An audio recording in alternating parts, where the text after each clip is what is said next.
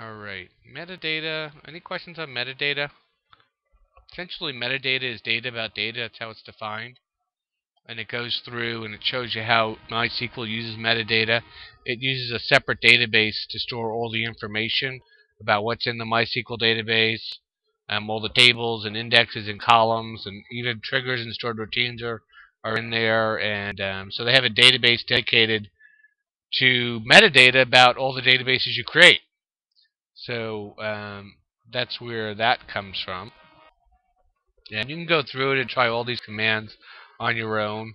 The show and describe commands generally in the background generate a SQL statement, or you could just type the SQL yourself. You could also use a lot of SQL type commands, like the like command and pattern matching with the show command. So it gives you quite a bit.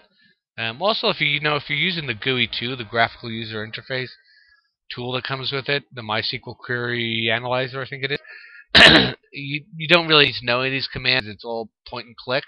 The only issue is I would advise against that unless you're not planning on taking the MySQL certification exam, because for the MySQL certification exam they do require you to know how to do this by hand and be able to type it out.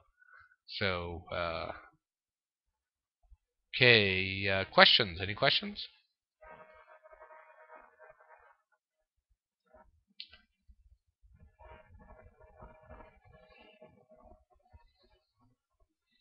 Not seeing any questions, and the only questions I got on WebEx, um, I've got two questions on WebEx, and it looks like it was a problem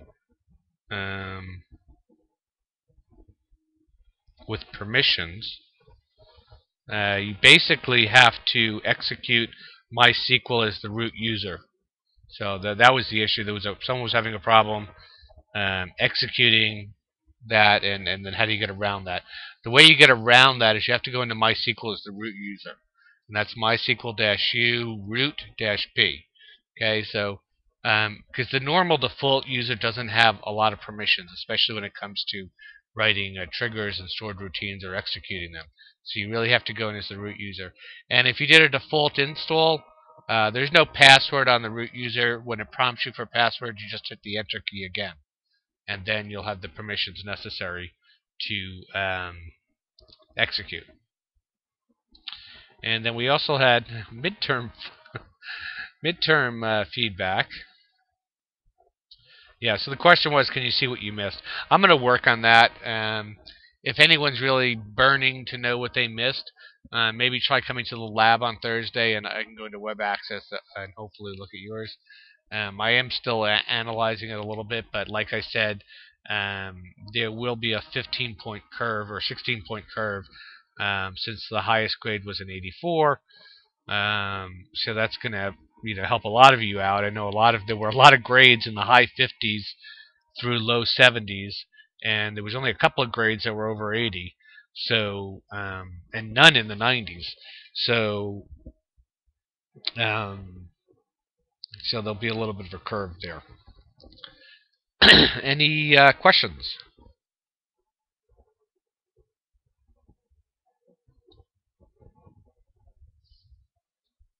Let's see what we got coming up. Any questions on Lab 6? About writing a stored procedure? That's should be 2012, obviously, not 11.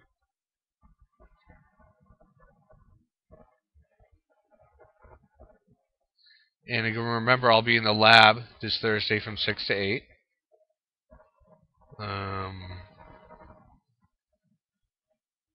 Alright, I think that's about it. I will be online on Yahoo Messenger. Yes. Do you have a question on Lab 6?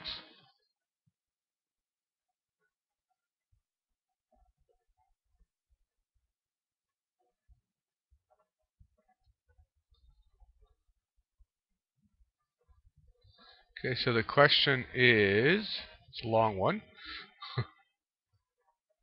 On assignment 6, write a stored procedure for the customer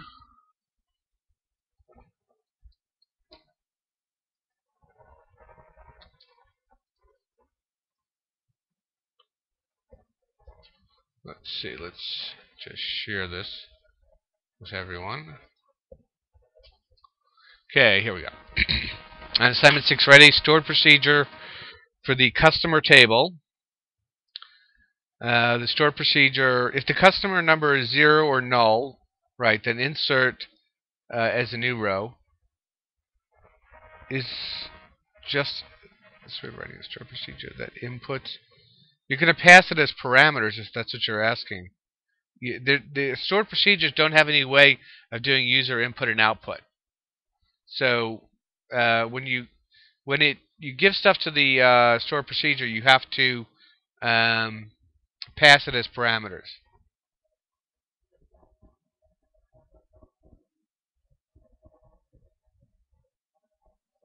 Do an insert, except as parameters for the column there. If the customer number is 0 or null, then insert the data. Yes, that's what it says if it's 0 or null. Otherwise, update the data. Yes. So,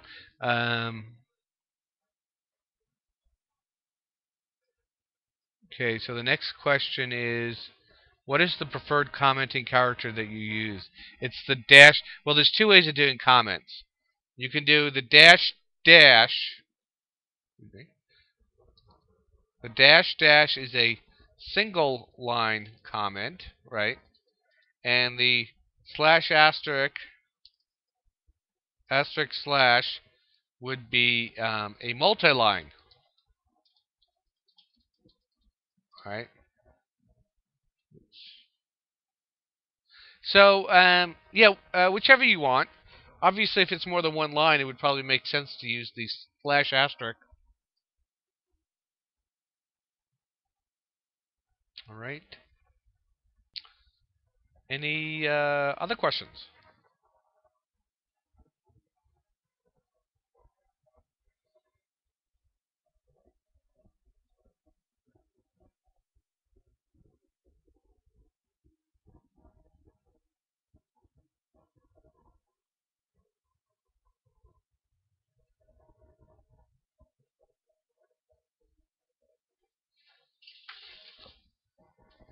No more questions? If there's no more questions, then I'll be on Yahoo Messenger if you have any questions, and just send me a message or email. I think I am on AOL as well, actually. So just send a message. All right. Yes, I talked about the midterm. What I talked about on the midterm was that there will be a 16-point curve. um, yeah, I'm going to try and get that together for you, Stephen. I don't know if there's a way to show you through WebSmart. I am going to have a special lab this Thursday. So if you wanted to come in person, we could try and look at it. But I'm going to try and look at it as well to see if there's a way for you guys to see what number ones you missed. Last question wanted a date in the column. Did you want a timestamp because I could convert a timestamp? Lab 5. Let's see, lab 5.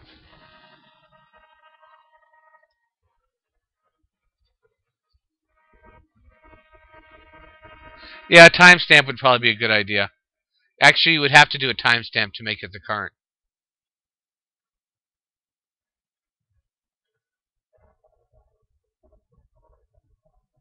All right. Other questions?